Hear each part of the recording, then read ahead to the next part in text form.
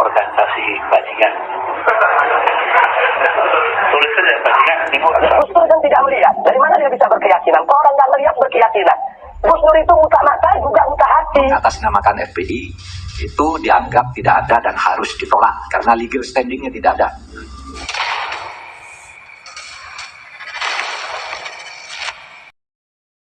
Salah satu tokoh besar, mantan Presiden RI, paling lantang menentang FPI adalah Kiai Haji Gus Dur.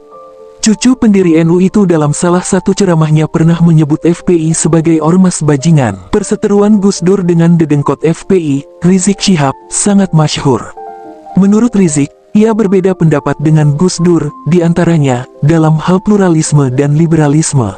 Riwayat FPI yang aksinya semena-mena, pada waktu itu, akhirnya pemerintah menerbitkan SKB 6 pejabat tertinggi negara tentang pembubaran dan pelarangan segala atribut serta aktivitasnya. Cita-cita Gus Dur untuk membubarkan FPI, terrealisasi tepat di peringatan haulnya yang ke-11. Sementara kalangan menyebut, itu bukan suatu kebetulan. Sebab, Rizik Syihab pernah menghina fisik Gus Dur lantaran sebut FPI ormas bajingan. Organisasi bajingan. Tulis saja bajingan. Sangat ragu-ragu. Saya bilang begitu. Saya bilang pada istri saya, udah pulang aja, pulang ngapain.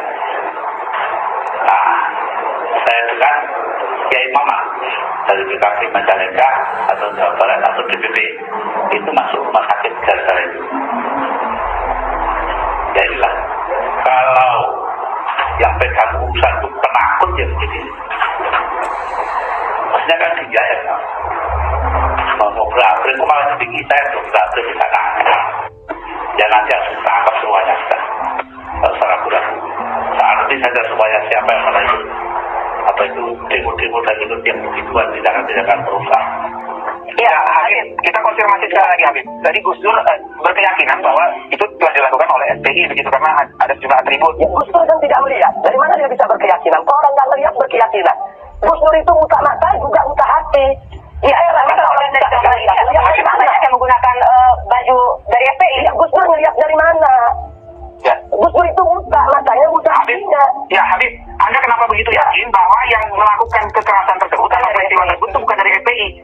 Nah, karena saya tahu betul bahwa yang bergerak di sana itu komando Laskar Islam, yang memang Laskar Pembela Islam merestui sebagian laskarnya untuk bergabung sebagai salah satu elemen di komando Laskar Islam. Tapi Anda menyesal juga karena pimpinan Laskar Front Pembela Islam tidak pernah mengirimkan laskar, ya anak laskar punya pimpinan sendiri, punya panglima. Pemerintah melarang aktivitas FPI dan akan menghentikan setiap kegiatan yang dilakukan FPI karena FPI tidak lagi mempunyai legal standing baik sebagai ormas maupun sebagai organisasi biasa. Jadi dengan adanya larangan ini tidak punya legal standing ya, kepada aparat-aparat pemerintah pusat dan daerah. Kalau ada sebuah organisasi mengatasnamakan FPI, itu dianggap tidak ada dan harus ditolak karena legal standingnya tidak ada.